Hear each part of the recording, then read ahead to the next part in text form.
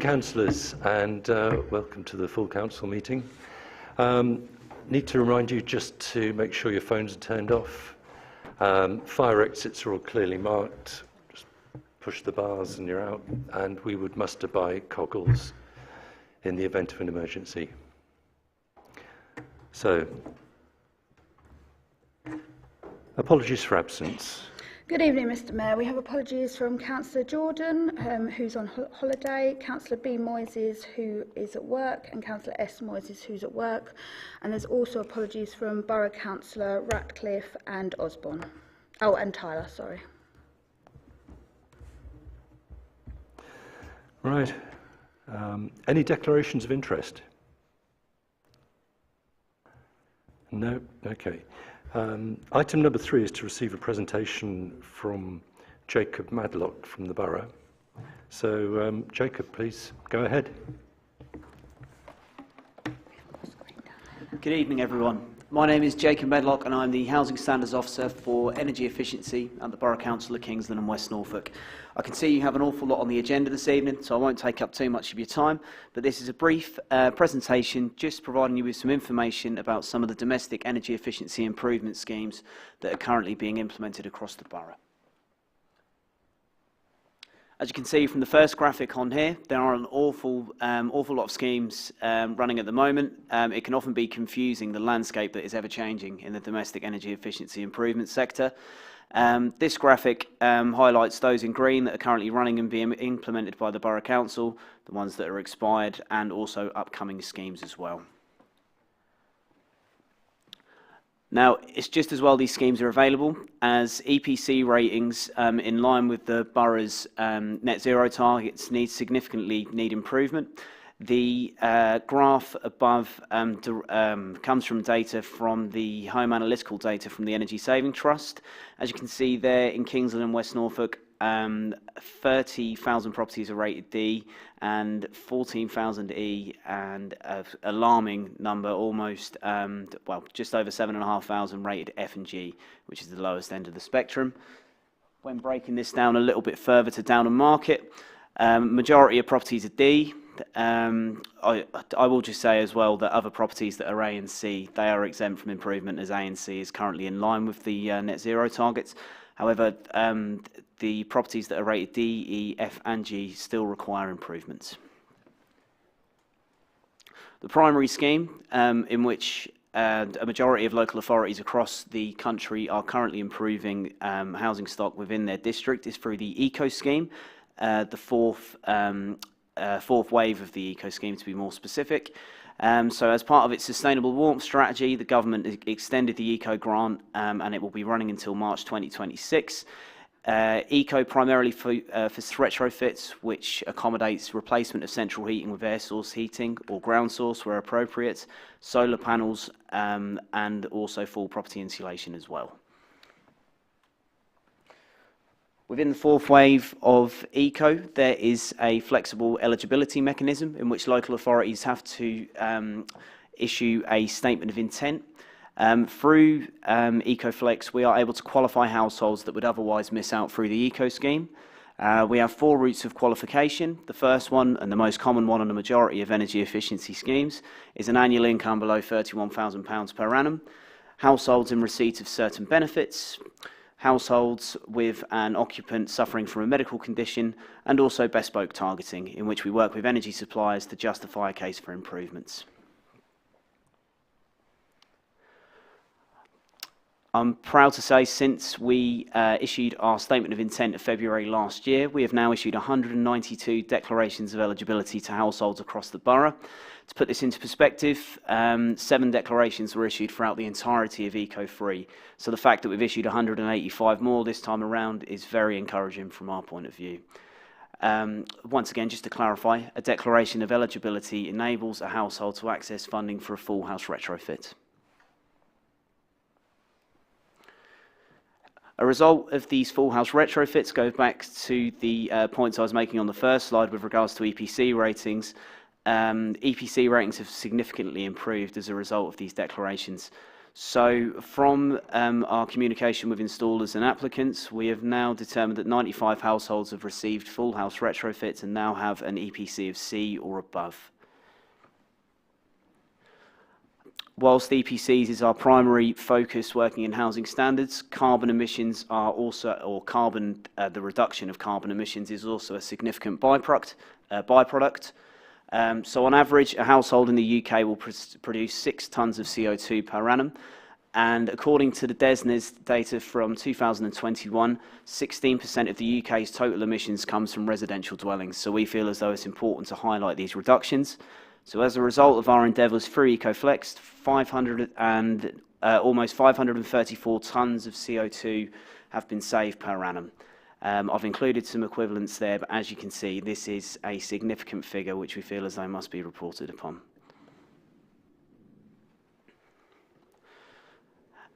Some of you may be aware of a project that the Borough Council has recently been working on with the NHS, and more specifically the integrated care boards within the NHS. EcoFlex enables us to issue declarations to households suffering from long-term health conditions, long-term medical conditions. So we, working in conjunction with the ICB and our governance teams, have been working on a data sharing agreement in which we can cross-reference property data with medical records of properties in Kings Lynn and West Norfolk. I would like to reassure you all that no data breaches or no data protection issues have arisen from this. The only thing we're interested in is knowing that somebody in the household suffers from one of the 4 conditions outlined. We don't need to know who it is, and we don't need to know any other details with regards to the health condition. All we need to know is that somebody in that household suffers from one of the ailments listed in EcoFlex. From this point, we can then actively communicate to this property that they're automatically eligible for the scheme, and fingers crossed we can hopefully process a full house retrofit to ensure the most vulnerable members of our society are warm.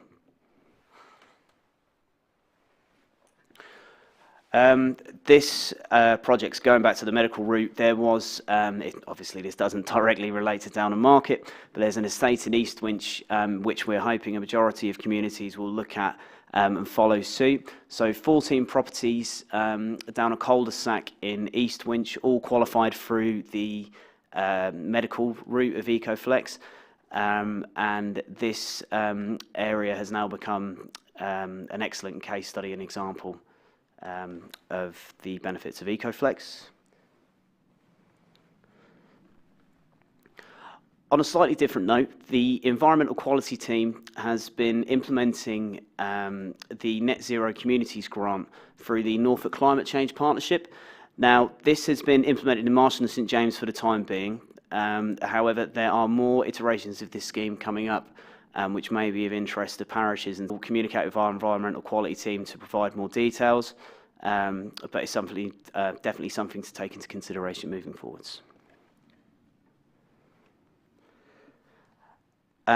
We've recently received our final report for the 3rd wave of the Local Authority Delivery Grant. Without going into too much detail, LAD3 accommodated singular retrofit measures, namely loft and cavity wall insulation for households that are on the gas network. Kings Lynn and West Norfolk took the lion's share of this funding, securing 40% of the total funding spent across the county in the Norfolk Warm Homes Consortium. This was £210,000 and was £181,000 more than we obtained through the 2nd wave of LAD2, which was a couple of years ago. Whilst LAD3 accommodated singular retrofit measures for those houses on the gas network, the 2nd wave of the Home Upgrade Grant accommodates full house retrofits for those properties that are off the gas network. This scheme is running at the moment and will be running until March 2025. Kings Lynn and West Norfolk is participating in this scheme through the Norfolk Warm Homes Consortium, and we've already seen £86,167 obtained and spent on properties throughout the borough. This was, sorry, I should just clarify, that is in the 2nd year, but in total that comes to over 239,000 when you take into account the 1st year. This scheme is currently running, and I can provide more detail on that moving forwards. Another scheme that you may have heard of in the news lately, unfortunately it was due to the low uptake of the scheme, is the Great British Insulation Scheme, or the GBIS scheme as it's otherwise known.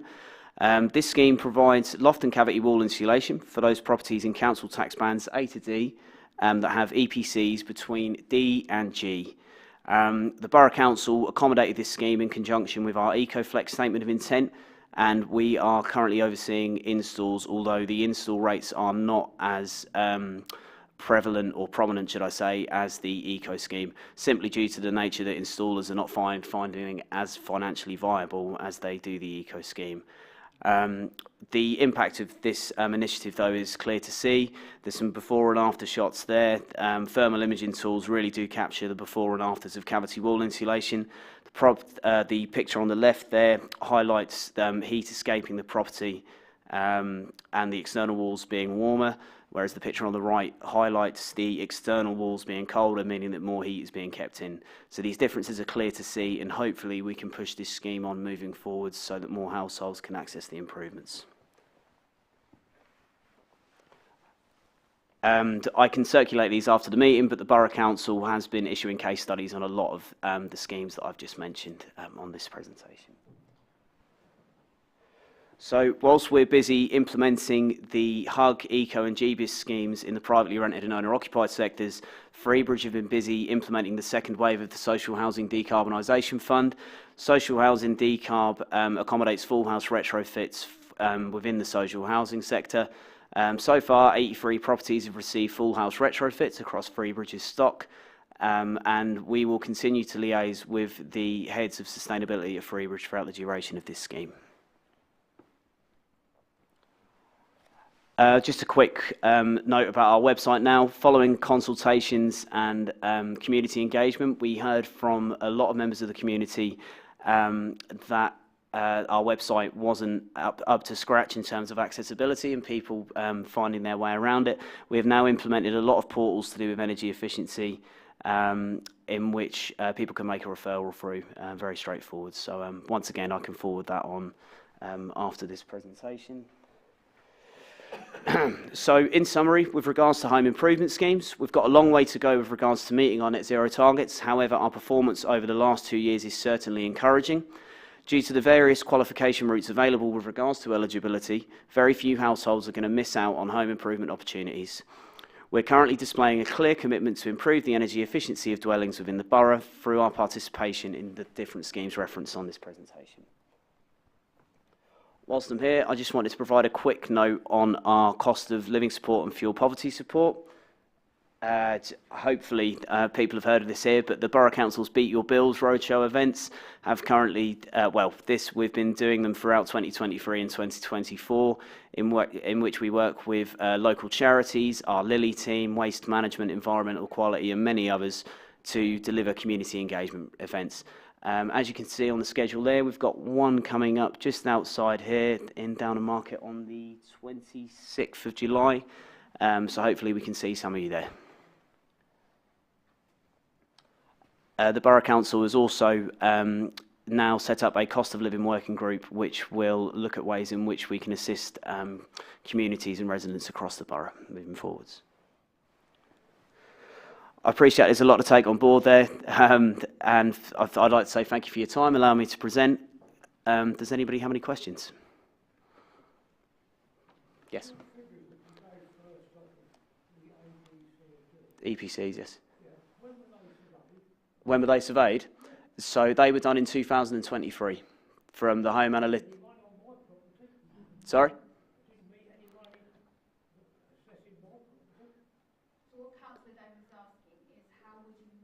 EPC is unless you've recently bought a property. Oh, my mistake. Sorry, I misunderstood you there. So no, absolutely fine. So the EPC register provides, if you can simply go onto the EPC register and put your postcode in. The government have now made it a lot easier to access. So it's just a case of putting your postcode in, scrolling down to your property number or your name, and then you can find it there. So they've made it a lot more accessible, and I'll be more than happy to send you a link to it. That's not a problem. No problem. You mentioned a figure of household income 32,000? 31,000, yes. 31,000. how do you decide that? Because, I mean, if you've got two old age pensioners living in a house, their income will not be anything like 31,000. So how do you alter that or look at that? So we determine households as being eligible through Route 1, the 31,000 route, in accordance with the Ofgem guidance. So Ofgem are the controllers of the scheme, and we have to issue declarations of eligibility in accordance to the checks that they require us to carry out. So typically this is done through 3 months worth of bank statements. That was how it was done in the past, but now, as you say, you know, two pensioners, they're not going to have much income coming in, you know, over a 3 monthly basis, shall we say. So they've now implemented the checks of pensions, P60s, tax returns. So we have to check a lot of different documentation in order to issue a declaration of eligibility. But there are procedures in place from Ofgem in order to do this. Is that procedure ongoing? It's ongoing, yes. Thank you. No problem. And Jacob, do they take into account people's savings? Not on the eco scheme, no. They do on the HUG scheme, but not the eco scheme. Okay. Yes. I've never heard you mention solar panels. Are they not in the scheme? Yes, so a full house retrofit accommodates solar panels as part. So a full house retrofit constitutes the replacement of central heating with an air source heat pump, full insulation and solar panels where appropriate. Unfortunately, there's no schemes live at the moment across the United Kingdom that solely accommodate solar panels on their own, although the next round of Solar Together is coming up next month, in which is a group buying scheme as opposed to fully funded. Any further questions for Jacob? Okay, there was Jacob Medlock from the Borough of Kings Lynn and West Norfolk. Thank you very much for coming. Thank you. And perhaps we can show our appreciation.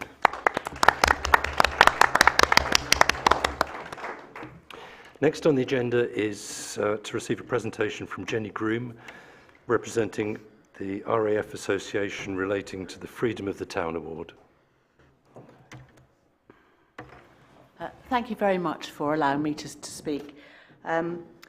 Just like to say that some of you already know this, but we are trying, RAFA and RBL are trying to organise an evening here with a gentleman called Colin Bell. And if you'd just allow me to speak, we are in a very rare and privileged position. Let me explain. During the Second World War, Downham Market had a very important airfield. It is still possible to see some of the buildings, the Nissen huts, and in the Crown there are photographs. Sadly, after the war, the Ministry of Defence decided that the airfield was no longer necessary, and so it has been allowed to fall into disrepute, although its history has been kept alive by a local person called Andy Moore, who is an expert on Downham Market airfield. Soon, there will be little physical evidence that it existed. But what makes this so very special is that we still have a surviving pilot from that period. There's even a photograph, a black and white photograph of him with his crew in the Crown on the wall. Colin Bell is now 103. He flew 30 missions out of Downham Market airfield. 30 missions was the maximum that they were allowed to fly. He went on to train pilots, and he carried on working and flying in some capacity till the end of the Second World War. Colin and his wife and young child lived in Bexwell Road during the war, and Colin still visits Downham Market very regularly. I have had the privilege to meet him, and he is, quite simply, a most remarkable man. Last year he abseiled down a skyscraper in London. With the support of the Town Council, and you are supporting to have an evening with Colin Bell so that he can talk and answer questions. And I know that a lot of the local RAFA community, RBL community, and other people I speak to are very interested in meeting this remarkable gentleman. And plans are in progress for this, although he has a very busy calendar. However, given the history of Colin, I would like the Town Council to award him the freedom of Downham Market. His efforts and bravery during the Second World War contributed to us being free. He represents a remarkable period of Downham Market history, and I think it would be an honour for us as a community to award him the freedom of Downham Market. Thank you very much for listening. I will take questions if you have any, although I can't guarantee I'll be able to answer all of them. Thank you, Jenny. Does anybody have any questions for Jenny Groom? Okay.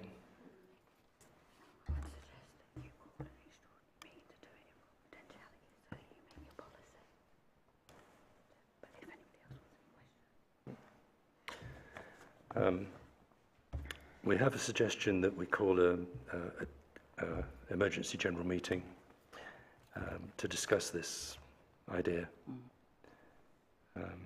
So our policy states that we should be discussing it under confidentiality for obvious reasons, and you've agreed a policy already, which was agreed 19th of March, called Policy for Granting the Honorary Freedom of the Town, which is obviously available on the website too. So I was just suggesting that you ask your questions of Jenny, if you've got any now, and then it can be discussed at another meeting. And it looks like Councillor Brewer also wishes to speak. Councillor Brewer. Yes, if I can just say the procedure for granting freedom of Downham Market, the nomination must be made by a serving town councillor in writing to the town clerk. So you would need to find a sponsor who would do that, and then that councillor would write to the clerk, and then we would discuss it in a special meeting under confidentiality. Thank you very much. All right. Thank you. Thank you for making that clear. Councillor Sharman. Jenny, with the gentleman's age of 104, 103. He's only 103. Yeah, I think we should get on with this as quickly as possible. I quite agree. I mean, he's up for coming up in sort of August time. We've got some dates. We have actually got some dates that I've been discussing with Claire. He's coming up anyway to do this Could you evening. give the dates to the clerk? The clerk has the dates. Yeah, because it's us sponsoring the event. The previous Mayor, Councillor Doyle, was arranging this via his mayoral allowance anyway, and allowing the building to be used free of charge. And then Jenny asked for the opportunity to speak on this matter. Councillor Brewer is absolutely right, it will need to be sponsored, but as policy says, it needs to be done in confidentiality anyway. But this is the opportunity for you to ask any questions that you may wish to. No, I quite agree. It does need to happen fairly soon. But I mean, if any of you have met Colin, you wouldn't think he was more than about 85.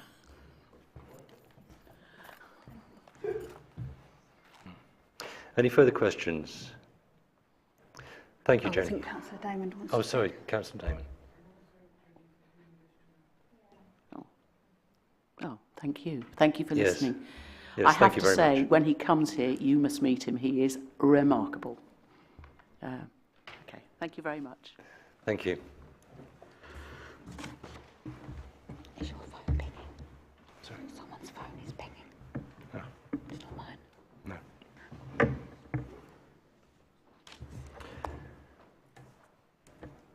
Okay.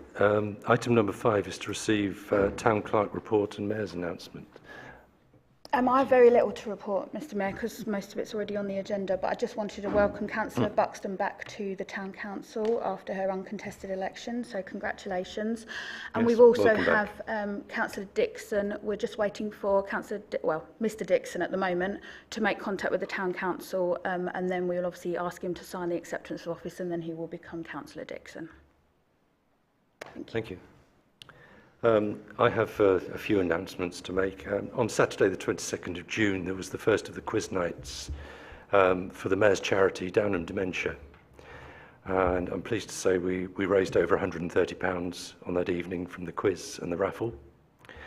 Not a bad first attempt, if I say so myself, but enormous thanks to Councillor Levers for organising some of the raffle prizes, donated prizes, and to Councillor Lane for his help on the evening. The following Saturday, 29th of June, was Armed Forces Day, where I said a few words before raising a flag to mark the occasion. And on this occasion, raising the flag for the second time, no mishaps, no tangled ropes. It all went very smoothly. I spoke about Downham Market showing support for the men and women who make up the Armed Forces community, from currently serving personnel to service families, veterans and cadets. This year, for the second year, a cycle ride had been organised with two options, a 30-mile route and a 50-mile route, taking in all the local villages from Barroway Drove to Welney and all points in between. Too many to mention, visiting all the war graves on the way, over 150 in total, placing a poppy on each and raising money for the poppy appeal. I also attended a training session yesterday, which I can recommend to anybody who chairs meetings. It's called Chairing Successful Meetings, run by Norfolk Parish Training and Support. So for any future committee chairs or possible future mayors, invaluable experience. I would recommend it. That's all, I think, for now. Do we have any correspondence? You do. You had the correspondence from Mr. Wales.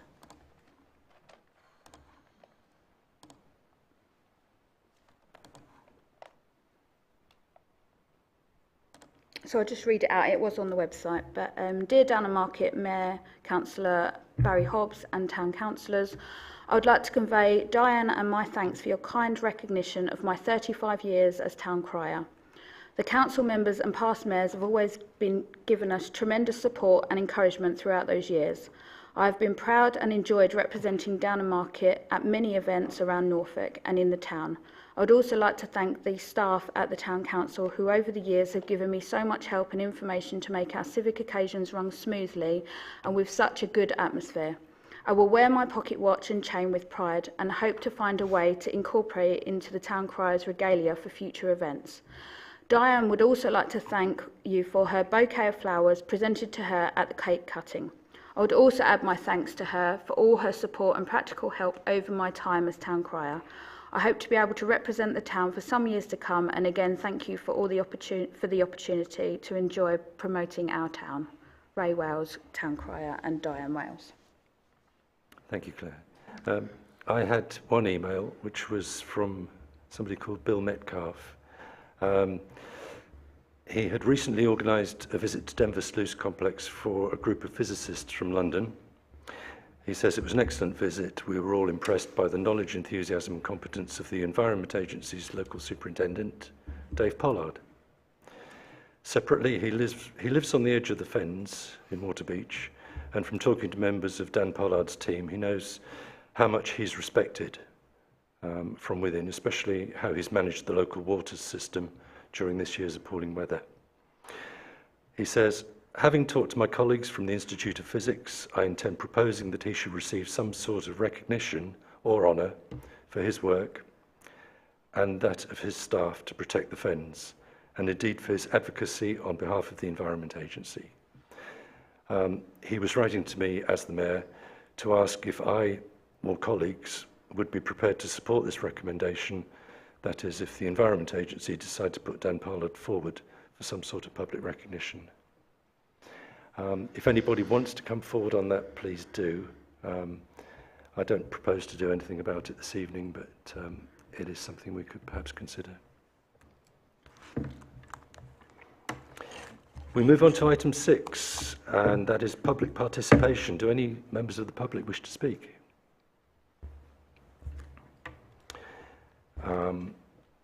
Item 6.1, County Councillor report and questions. Councillor Tony White, do you wish to speak to us? Why not? Here's Mr. Mayor, councillors, and the public. Yeah, I've got a couple of things tonight. At last, yellow lines down at, what do we call it, Severals Road, with prohibition, weight and restrictions. They have been passed. The signs are being got ready, and they've got to get ready to put the yellow lines in. I know that'll please some, they might offend others. But at the, for safety's sake, I think the sooner we do it, the better that'll be.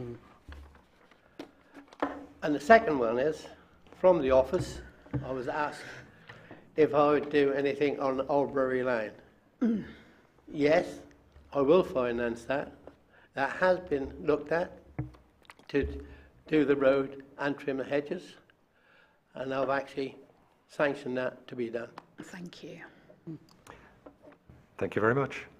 Other than that, if there's any other questions before I go? Any questions for Councillor White? Yes, Councillor Lewis.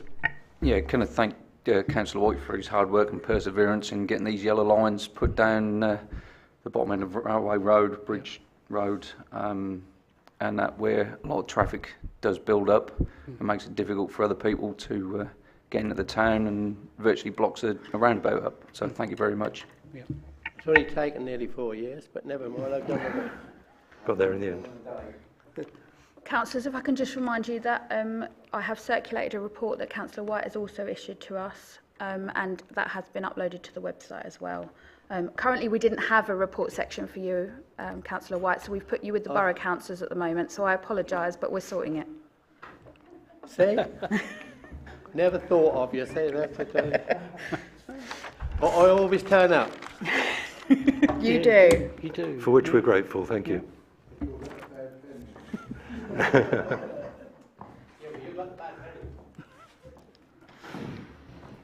Item 6.2, Borough Councillors' reports. Do we have a... Councillor Burland. Councillor Bullen, thank you. Thank you, Mr Mayor. Thank you, councillors, members of the public. Not very much to report, really, other than I'm still working on engagement between the Borough Council and the Town Council. Unfortunately, I'm unable to make the Business and Tourism Committee meeting, but we are arranging a presentation in September. Yep. And I'm working on other engagement with the Borough Council. I'm pleased that Jacob was here.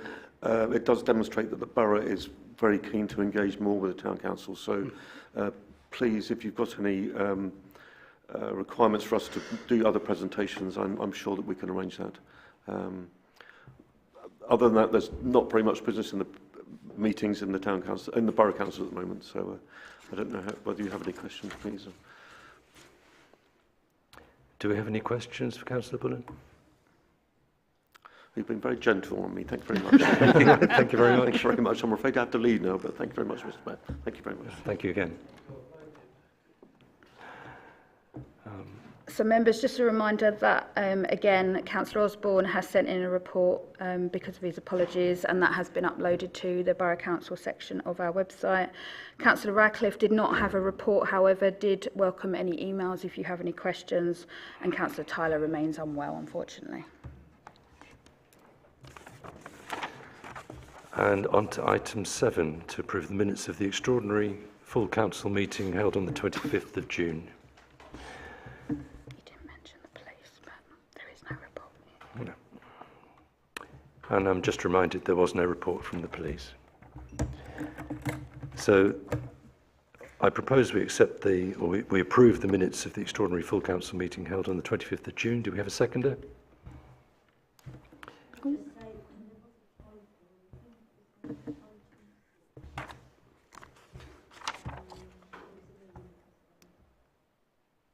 Do you know which paragraph it or the word?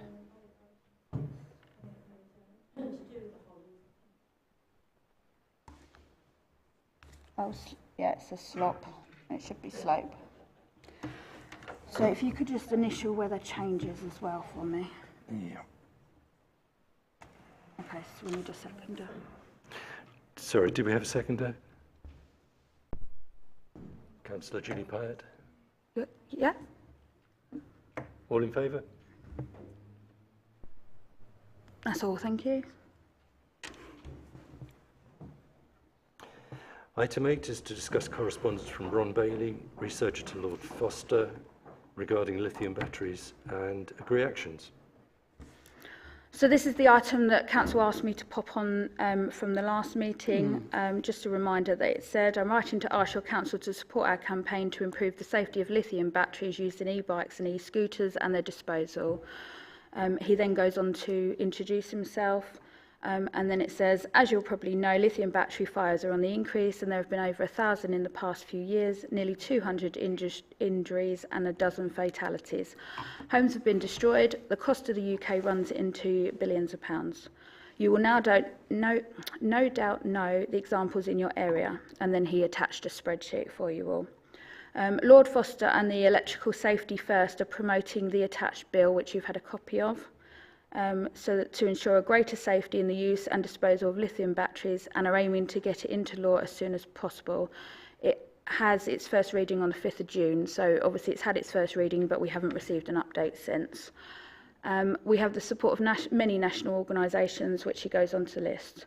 We are now conducting more locally based organisations, and it would be great if your council was able to support the campaign. It would be a great boost. Do we have any comments on this? Councillor Damon.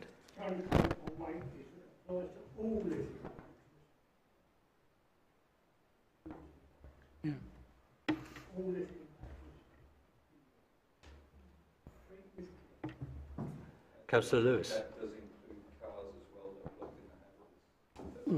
Catch fire. Into car. It won't go out. It could be burned for up to 24 hours. Very difficult to deal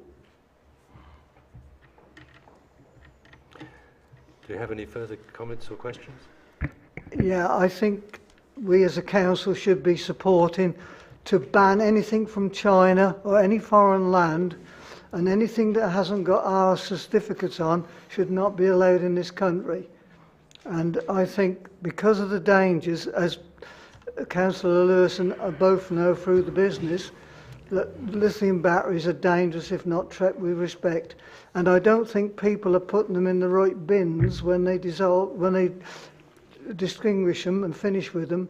They seem to not have a facility in the right places for them to dispose of their batteries. And I think all batteries, including car batteries, should be health and safety checked at least once a year, especially with these new electric cars.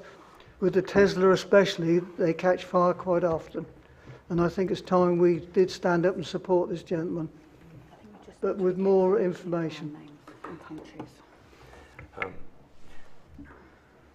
The point was well made, and lithium batteries do need to be properly disposed of. Perhaps we should not mention brand names, but the point was well made. Thank you.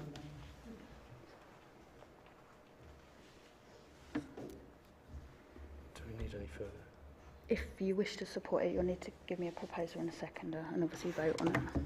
Do we have a proposal to support this? Councillor Leach. And Councillor Damon. Councillor Damon, yeah, seconding. Are we all in favour? That's all, thank you.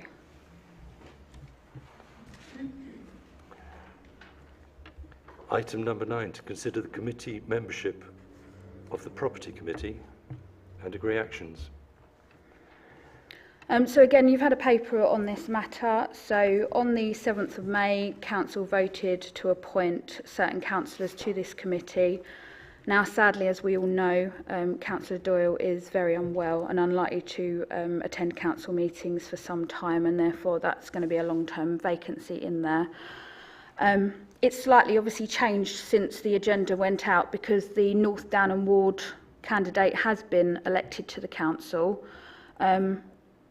However, there are some declarations of interest which I suggest will probably become relevant to Councillor Dixon joining that committee, given the background to the charity work that he does. I was asked by Councillor Pyatt and Councillor Lane whether they would be able to join the committee to ensure the meetings can be quorate going forward. Obviously, the options to council are you rescind the vote from the 7th of May and look to take out Councillor Doyle and North Downham Ward candidate.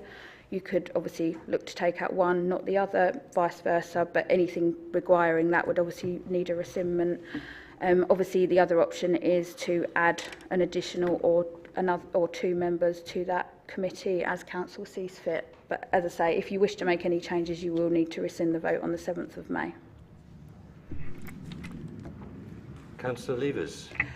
Councillors in the past 2 years I have served as a councillor have not been removed from committee due to a long-term illness of a relative or other reasons, example non-attendance.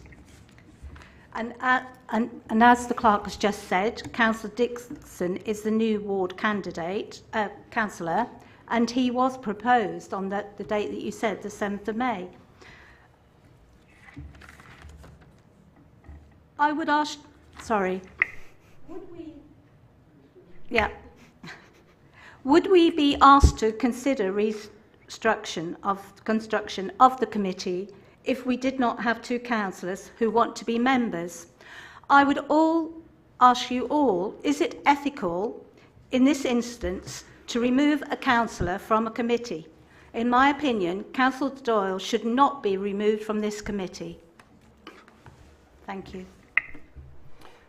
Thank you for that. Any other views on this? Councillor Julie Pyatt.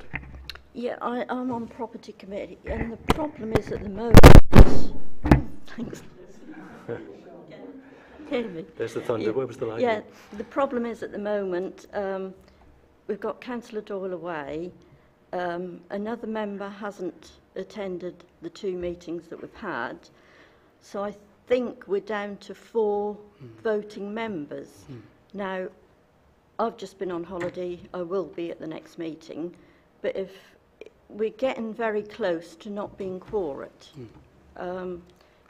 there should be 7 members. Obviously, the North Downham person hasn't attended, and we're not quite sure how we're going to go forward. Right. You make a good point that the North Downham person has not yet become a councillor. We have the option to rescind the vote from the 7th of May, and I would propose we do that and then think again and decide who we want on that committee. Councillor Levers, a further point on that? Yes, we have no meeting in August. The property committee has worked very well without any extras, and I don't see why we need to take on board anybody till at least September to see what's happening. Thank you for that. We do have a proposal. We have a seconder. Are we all in agreement? And those against, please.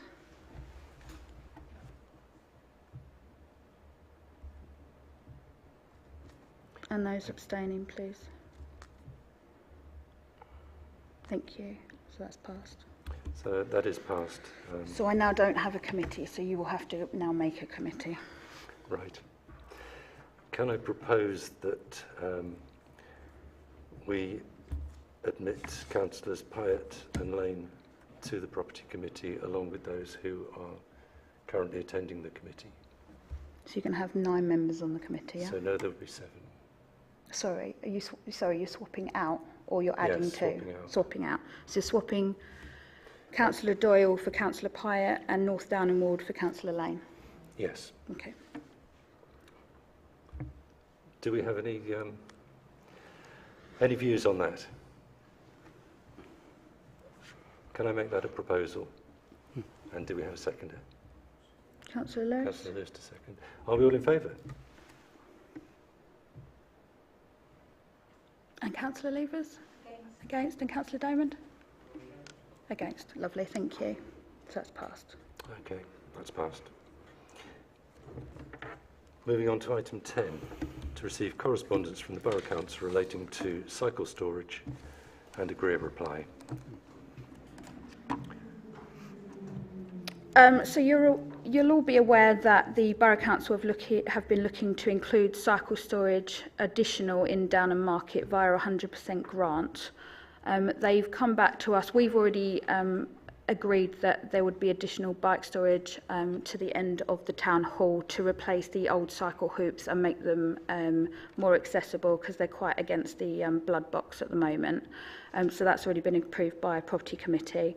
But we had the email from the investment programmes officer, who is advising that the Borough Council would like to include cycle storage near the Memorial playing area and the Howdale playing area to encourage active travel and allow bikes to be secured whilst the play facilities are accessed. It's proposed that these would be installed as cycle hoops secured into a concrete pad. As the two sites are Borough Council owned, this asset would be maintained by the Borough Council. Please could you advise the Town Council on the proposal and advise me of any feedback? So that's why it's on the agenda, to ask for feedback. Thank you. What feedback do we have? Councillor Levers. As a cyclist, I totally agree.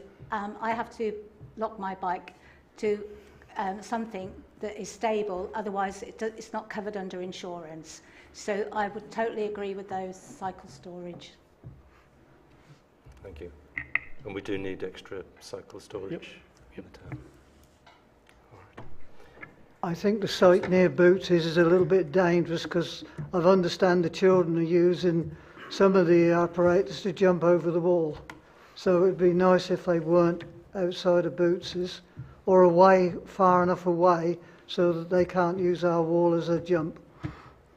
Yeah, so property committee had asked for them to be turned and moved further along, Yeah. So that they're away from the wall.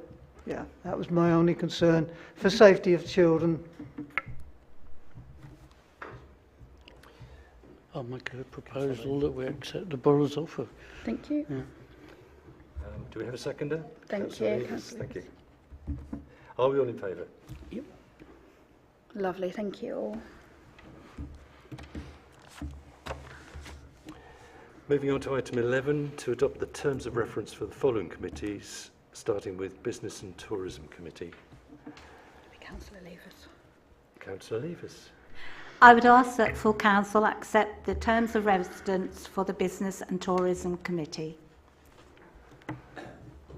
Is that your proposal? Sorry. Yeah. Thank you. Do we have a seconder? Councillor Wells. Councillor Wiles. Are we all in favour? Lovely, thank you Thank all. you. 11.2 is to adopt the terms of reference for the Governance and Finance Committee. And that would be Councillor Brewer. That's me, yes. I'd like to ask full council to adopt the terms of reference for the Governance and Finance Committee, please. And a seconder, Councillor Lane. Are we all in favour? I'm sorry? They are on the website, but are you abstaining? I've been away, so Okay. All right. I'll abstain for now. Okay, and everybody else is in favour, yes? Lovely, thank you.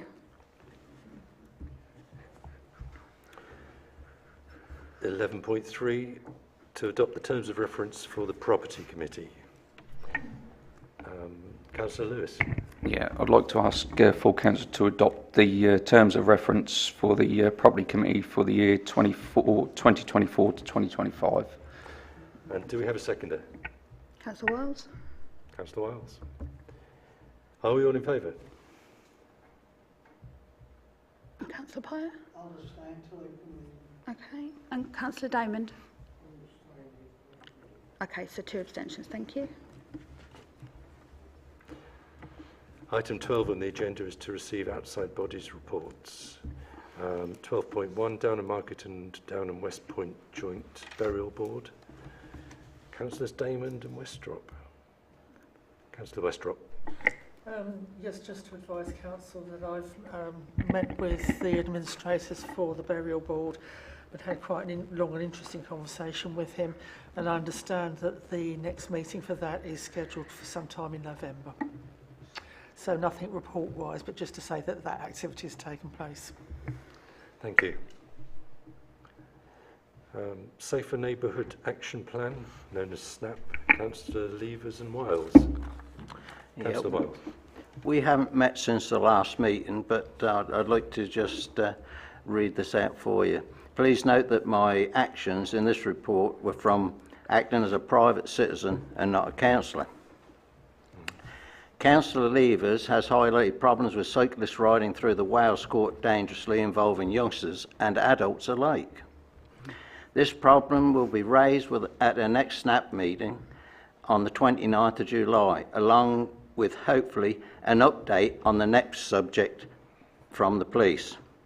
It's a report concerning Kingston Plantation, better known as Wimbersham Woods to most locals, within the woodland that can only be described as encampments had been made consisting of fabric sheeting, metal crowd barriers, wicker settees and various chairs and other items. The problem was that the small trees had been cut down to hide the metal barriers, but the main concern was targets had been painted on large mature trees. This was for axe and knife throwing. This action was damaging the trees to such an extent that they would inevitably die. Some trees were stripped from all the bark for an area in height in excess of 1 metre and the full circumference of the tree trunks.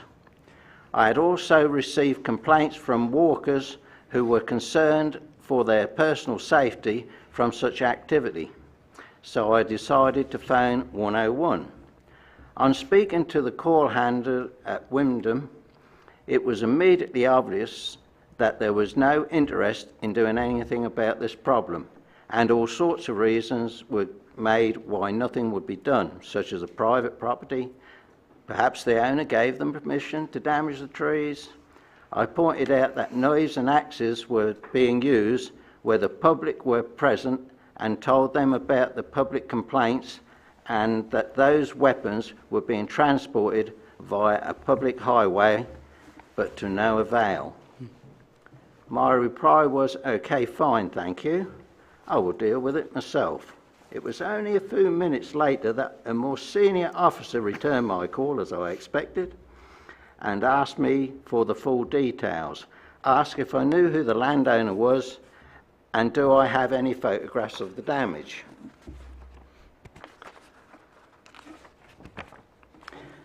I informed him that I had photos and that I would find out who the owner is. When I found the owner, I rang their farm office to make them aware and asked if they would like me to forward their details to the police. I also rang the Borough Council and spoke to the arborist who deals with trees owned by the private sector to see if he could lend some weight to the damage problem. The arborist said he was happy to help and would liaise with the landowner and the police. Adam from our local police, who is on the SNAP team, rang me the next day and he also asked for photos and details. So I left it to him to hopefully deal with. I have not received any information from him, but note that the encampments are no longer operational, therefore preventing further destruction to the mature trees in this woodland. Thank you very much for that.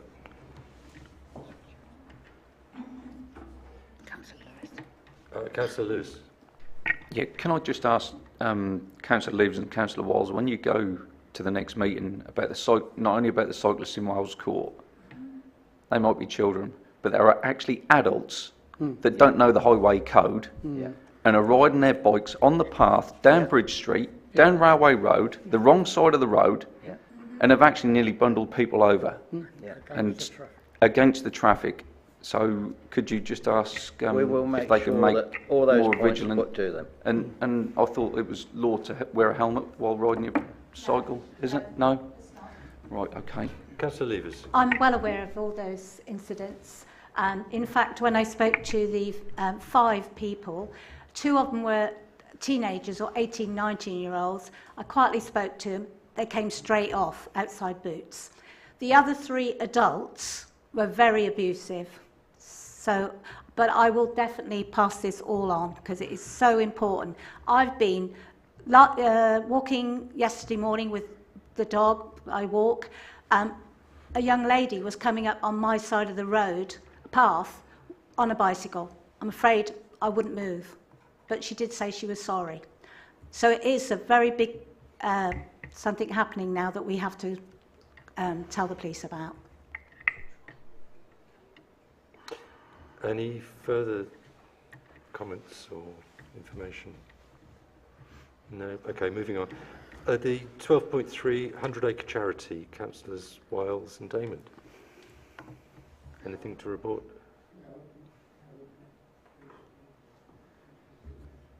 Again, we have nothing to report on that. We haven't met since the last meeting. Okay, thank you for that. Item 13, to receive recommendations from Governance and Finance Committee and agree actions. 13.1, that the Governance and Finance Committee recommend to full Council that the Council accept the insurance renewal quote and add defib, blood box cover and cyber insurance. So Council will note that in the budget, 20,000 were put aside for insurance. The insurance has come in at £20,272 and 8p. Then we didn't have blood box and defib cover in our last insurance, and the insurer said that they would insure that for £418.32. And then the Norfolk Computer Services, who provide our computer cover, the internal auditor and the insurance have all recommended cyber insurance cover, so I would highly support that, and that's £506.52p. So the total cost to Council will be £21,196.92p. The reason it's come here is because obviously it's £1,196.92 over budget, and Governance Committee couldn't approve that. So I'd recommend supporting it. In these days of cyber attacks, unfortunately, on public bodies, I think it's a very worthwhile thing to have, and I would certainly recommend we go ahead with this. Proposing? Can I propose we do that? We go ahead with this quote, as stated by the Councillor Brewer, second. Councillor Brewer, thank you. Are we all in favour? That's all, thank you. Thank you.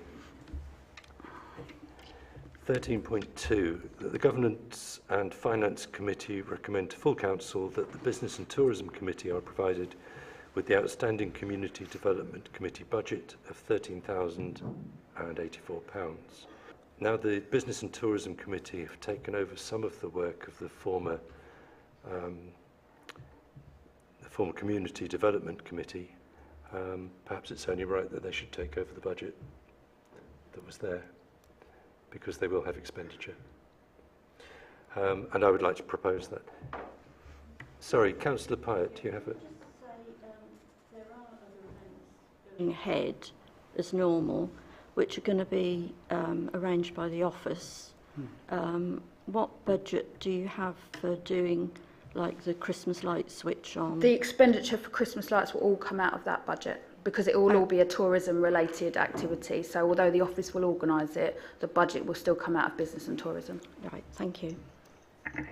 Councillor Levers. We will also have working parties at all these events to help the staff.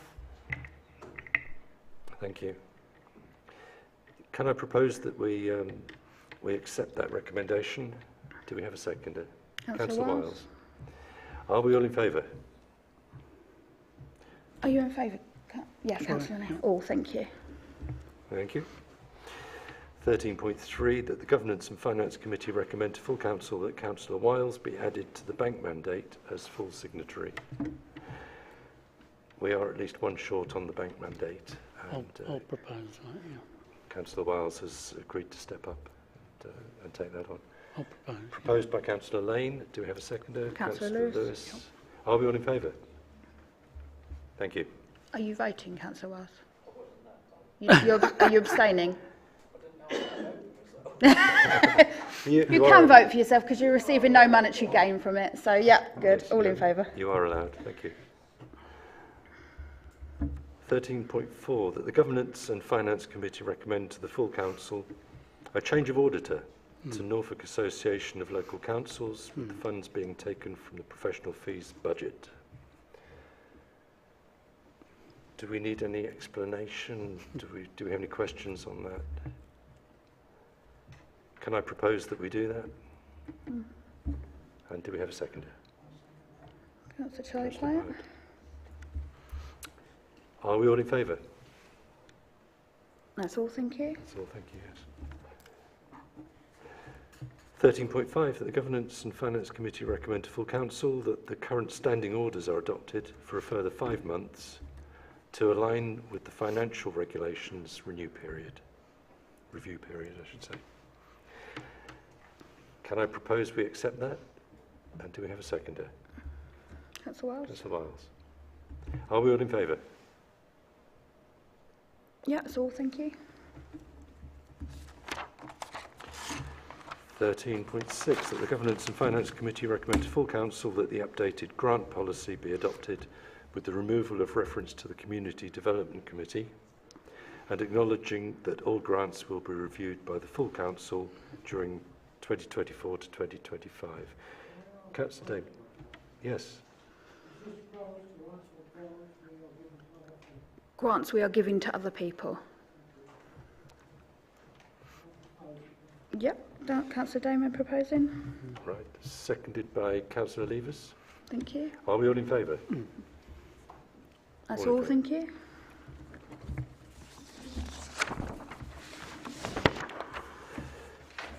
Item 14 on the agenda this evening is to consider the request of the Property Committee and recommendation from Governance and Finance Committee.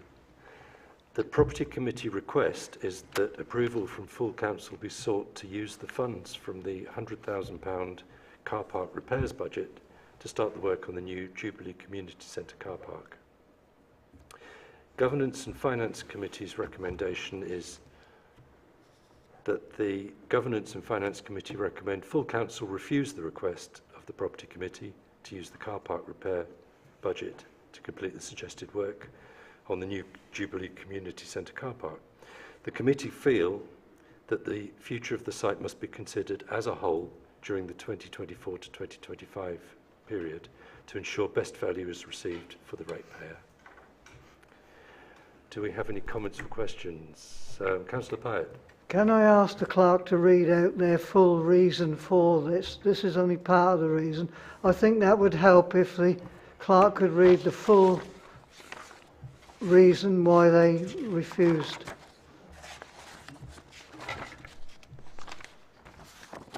Do you want me just to read out the whole section? Yeah, that section to do with it because I feel that we have. So this is item 9 on Governance and Finance Committee's minutes. So further to the request from the Property Committee to full council to transfer some of the £100,000 car park repair budget to a new cost code to allow the Jubilee Community Centre car park to be built, the Governance and Finance Committee were asked to review the request and make their recommendations as per the overspend policy adopted on the 21st of November. That should say 2023, not 2024.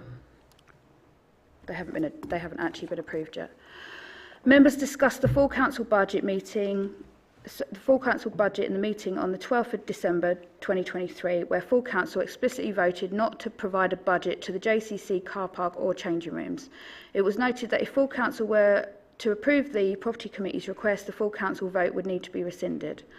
Members also discussed full council's request that the Jubilee Community Centre Regeneration Working Party spend 2024-2025 reviewing the options for the site. There was concern that the urgent work on the Holly Service Road had not been completed, nor the maintenance on the car parks, and therefore it was difficult to assess whether there would be any money in the bank to transfer. Councillor Westrop referred to her comments on the expenditure on the cost code when reviewing the actuals versus budget report.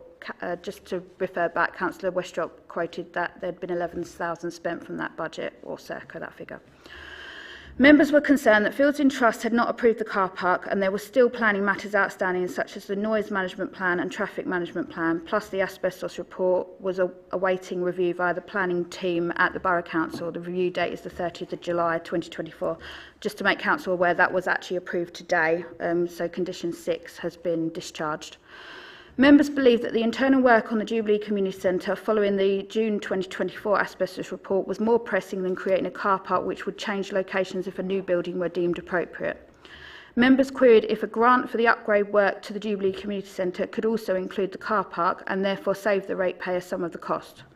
Members asked if the Football Association would need to approve the work if they may have a charge over the site should funding be agreed. They may also wish an alternative planning application to be submitted. The clerk advised she didn't know the answer to this. Members were concerned that the car park work would be completed and then in a year or two may need to be relocated. Members asked if the outstanding lease between Norfolk County Council, Downham Market Town Council and the Howdale Community Association had been resolved. The Town Clerk confirmed that there had been no reply from the solicitors. Members did not feel that work should start on this site before this matter was resolved. Members raised concerns about health and safety on the site whilst work was undertaken and questioned if the site would be open to the public whilst large vehicles were moving around given the issues that occurred when the new roadway was built. Members also questioned whether the work should be completed in entirety on the site and not piecemeal as it appears is being considered. Members raised concerns that completing the work piecemeal could breach procurement tender legislation. The Town Clerk raised that the Property Committee are fearful of losing donations of hardcore and curbs. It was noted that the donations could be accepted and donations delivered as long as the area was Harris fenced and suitable signage was in place, as long as the donor understood that donations may not be used immediately. The Mayor has read out the first part of the proposal, and then the other part of the proposal from the committee under that item was that Governance and Finance Committee recommend Property Committee accept the offer of the free hardcore and curbing and store on site, subject to appropriate health and safety requirements such as Harris fencing and clear correspondence with the donor about the plans for the site.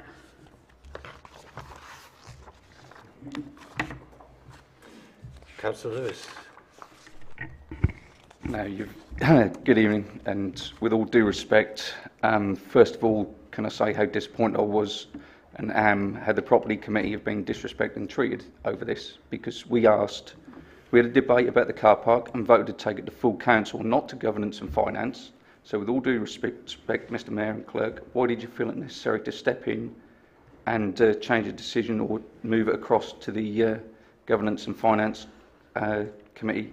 With all due respect, you had a policy in place which was about overspend, and this was outside of budget and not approved by council, and therefore when reading the policy after having the meeting, it was discussed and therefore found that we weren't following procedure by going straight to full council. Therefore this was still going to full council, so property was still getting what they requested, but it was going through the committee that actually managed the finance for the council first. But you were actually the person that said to us I admit I said at the council meeting that it would go to full council, and it has gone to full council, but after rereading policy, which obviously is my job as the legal advisor to the town council, I reread the overspend policy and in discussion with the mayor felt that it was appropriate that they went the route that council had approved in November 2023. Right.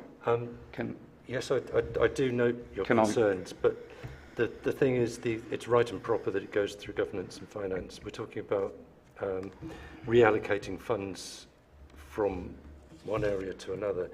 Governance and Finance do need to consider that. That is the policy, and it's only right and proper that that should. Can I just say the reasons behind doing the car park is because we have had these generous donations and enough curbstones to go around the perimeter of the car park and 140 plus tonnes of hardcore for these car park base. Property Committee felt that if we don't take up these donations, we will lose them, and then it will cost the council 3 times as much to do the car park. And all these donators require is just an advertising board on the fence. That is it. The answer to that is that we're simply not ready. We don't know if that car park will then need to be ripped up to put up another building. We don't know what's happening with the buildings on the site at the moment. We need a full plan looking ahead to the next year and the year afterwards. Probably best that if you want to accept the donations, that's great. But as the clerk suggested, may I finish speaking? Yeah. Thank you. Yeah. We fence the hardcore that's donated. We use it when we need to use it, but don't be in a hurry to spend money now when we may well end up spending a lot more money later if the car park's got to be ripped up again to locate a new building.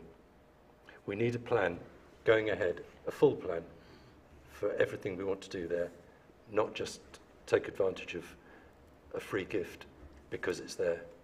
We need to think it through. Okay. Councillor Damon. May I propose that this hardcore is ring-fenced to be for car parking? Please?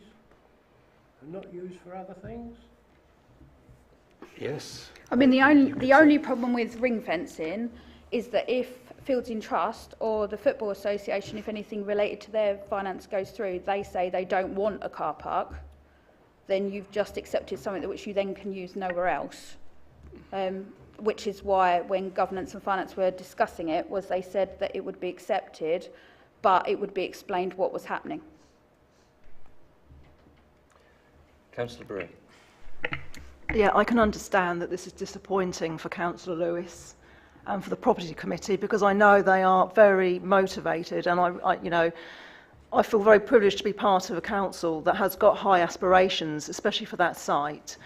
But we have to make sure as a council that we abide by our policies and by our procedures and by legislation.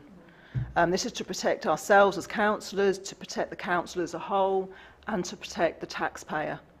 You know, we are very extremely grateful for these free donations, you know, but it doesn't mean that we can ride roughshod over our policies and procedures just to get it laid. And we would have to rescind council policy anyway, council decision that we were not going to spend any more money at that site for this financial year. So that is, you know, that's where we're at. I do feel sorry. Well, I am sorry, I should say. I know you're very disappointed, but I have to make sure. Disappointed is an understatement, to be honest with you. But the whole point, we established the... I'm aware that when the work was that may happen on the JCC, that the new car park would not interfere, would not have to be taken up. So that is not a reason for turning it down. And could I also say that we have now been told that business rates for the council offices in Paradise Road will not be charged this year. That is a £6,000 amount, which is not going to happen and not going to be deducted from the Property Committee's budget, because that's what they put away, £6,000. So we really, that £6,000, I'm not sure, but I'm sure the clerk could confirm, that could be used to the car park and wouldn't affect the 100,000 or what is left of it. I don't know all the laws on business rates, but we do need to be careful that if the sale doesn't go through, I believe we would have double business rates. So potentially next year we could end up with double the amount if it's vacant. I believe, but I could be wrong, and I may be, but I believe we've got 6 months vacancy, and then we'd have to go back to paying business rates. But as I say, that's from memory. It could be residential. I haven't got the legal bits on me. The problem here is what you're saying is hypothetical. We need to stay on topic. We need to discuss the item before us, which is the recommendation from the Governance and Finance Committee. Councillor Westrop. I think it's fair to say that this item actually took up quite a lot of time in discussion. So actually sort of go through the sort of pros and cons.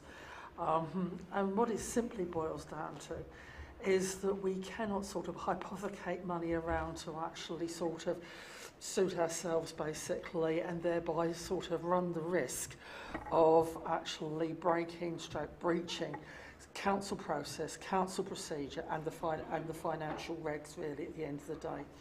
And there are sort of practical things outside of that, because as I sort of said in the meeting, we have already spent 10% of our car park budget on sort of basic maintenance really at the end of the day.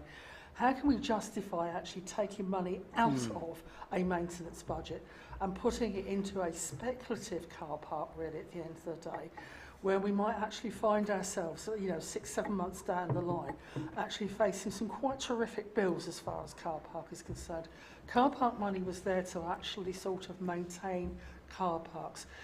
I understand what Councillor Levers is saying when she sort of said this looks like a potential sort of 6,000 windfall that could actually sort of look at it. But it still doesn't answer the fact, basically, at the end of the day, that this council has a set of policies, practices and procedures which it has followed and which is actually sort of coming into a work in progress. We received quite a nasty asbestos report, and one of the decisions we may have to make, basically, is either taking that building down and moving it, in which case, actually, that car park could become redundant.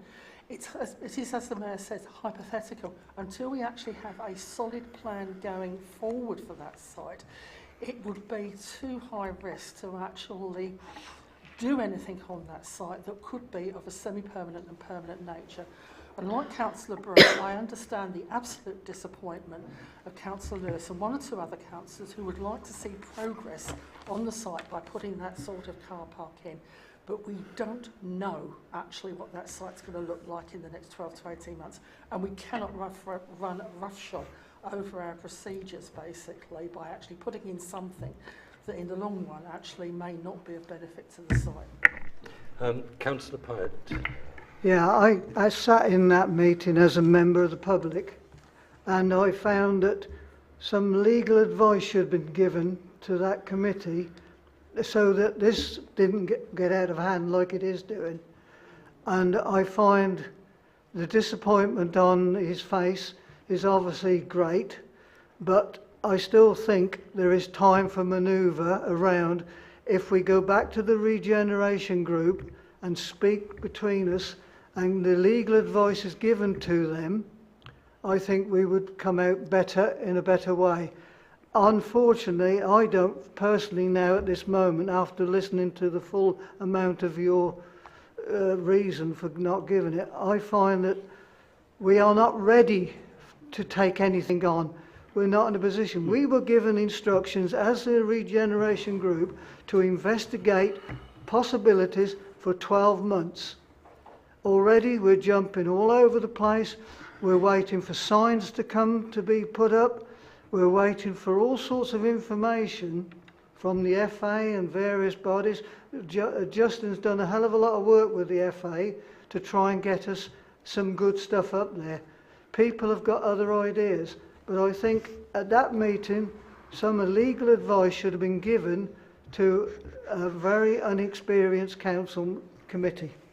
Legal advice from who, sorry, Councillor Pyatt? In what way should I have given? Because everything that was said in the governance had already been reiterated in the JCC Working Party and the Property Committee and previously with the Chair. Can I just interject here? I think that was wrong of you, Councillor Pyatt, to suggest that our clerk is not following legal procedure. She is there to give us legal advice. Well, that's what I was asking. And guidance, and that's what she's done. Yeah, but she knew that the 100,000, she was the one suggested about the 100,000. That should have been hit on the head straight away. There were several other points, but I can't remember them all at this moment. Well, if you could have spent the 100,000, I would have allowed you to do the vote to spend the 100,000. That's why it was recommended to go to full council. But I still think there should have been legal. I'm sorry, I still think legal advice should have been given at that meeting. Thank you. Point taken. I just don't. Not accepted. I don't like the inference that the clerk might not have given us good. No. I'm trying to be naughty.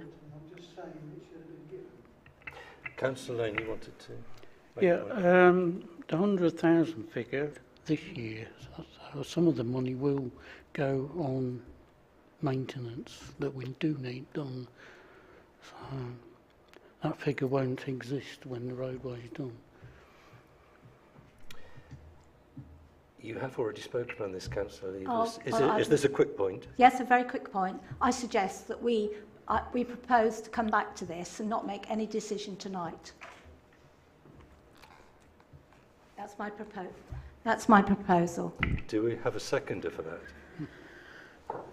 Councillor Julie Pyatt. All in favour? Those against? Those abstaining? So that's passed then. Right, okay. Moving on to item 15, to receive an update on allotments and agree actions. I have no update, and Mr Mayor, I'd hoped I would have something, but I don't. Item 16, to receive an update on Downham in Bloom and agree actions. Members who have read the documentation which has been uploaded to the website will notice that there was a portfolio added for Downham in Bloom and a special award added on there. We have been notified of our judging day, which is Friday the 12th. The judges will be arriving at 11 and they will be given a tour of Downham Market with all the locations, and then we'll come back to the Old Town Council offices on 15 Paradise Road. at 1:30, and it is an expectation that all councillors are there, unless obviously they are working or have given their apologies. Thank you. Item 17 is to receive councillor questions. Could I just go back to that discussion about the car park? Can we have a named vote, please? Because I think you're going to find that in a year's time, you're going to be looking at approximately another £20,000 because of this free gift that we've been given, and we'll have to refuse it. We can't just dump the stuff up there and fence it. We'll have to refuse it. So therefore, I would like a name vote so that we can see in a year's time the people that objected, and the same people were quite prepared to spend another £20,000 on that car park. And it's got to be done. That car park is progression. I don't agree. Talk on this. I don't agree with that. Dealt with that. I mean, again, I repeat at every one of my meetings, you all read the minutes and you all see that I name vote everybody that's against or abstained. So you will be having a name vote anyway, even though we shouldn't be discussing the matter, Mr. Mayor. And I do take objection at this after the vote has been taken, Yes. now being said we want a named vote so that in the future we can point fingers at who voted against this. All I'm doing as Chair of Governance is ensuring that we are legally compliant.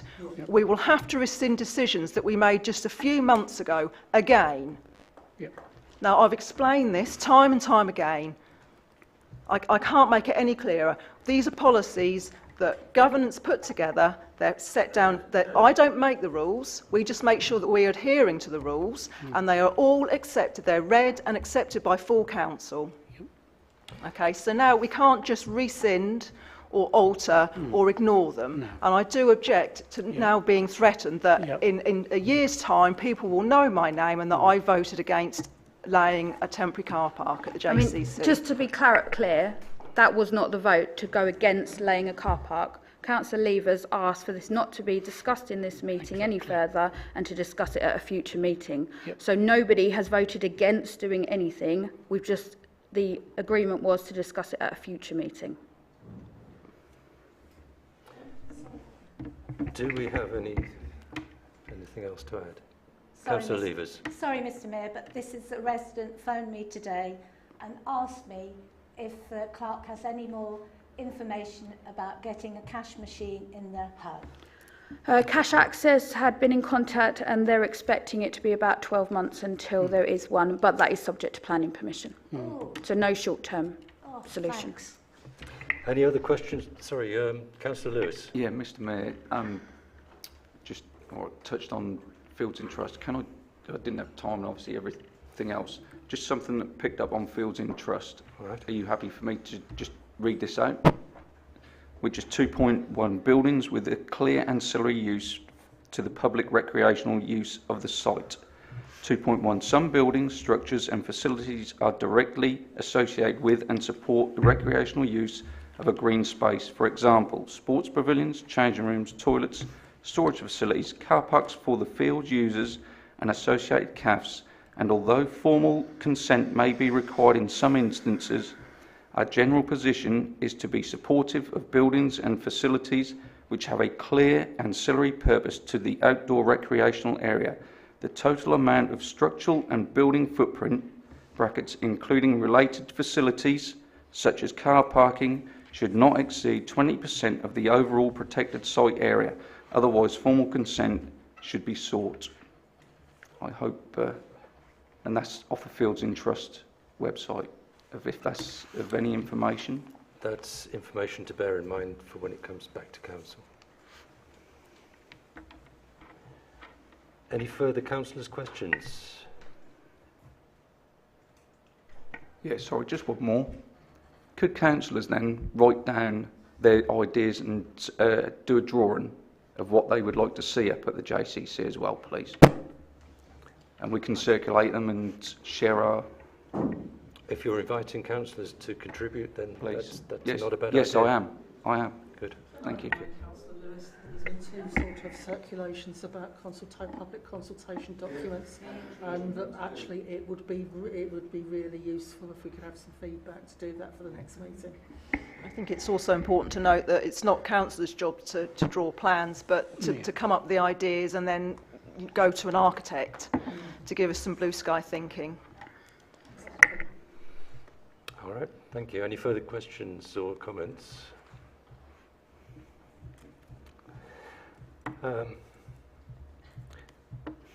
Last item on the agenda. To note the next full council meeting, which will be the 3rd of September. Yep, 7 o'clock in the town hall. 7 o'clock in the town hall. Thank you very much for attending. It's been lively. I was looking at ways. I attended a training meeting yesterday, and I asked about ways to get more engagement from councillors, because our meetings have been very quick, and nobody has said much. But this evening, things seem to have turned around. We've got a topic that we need to discuss, and thank you very much for your contributions. We can move forward with a better view of what everyone else thinks about it. Have you closed the meeting? So, closing the meeting at 2027.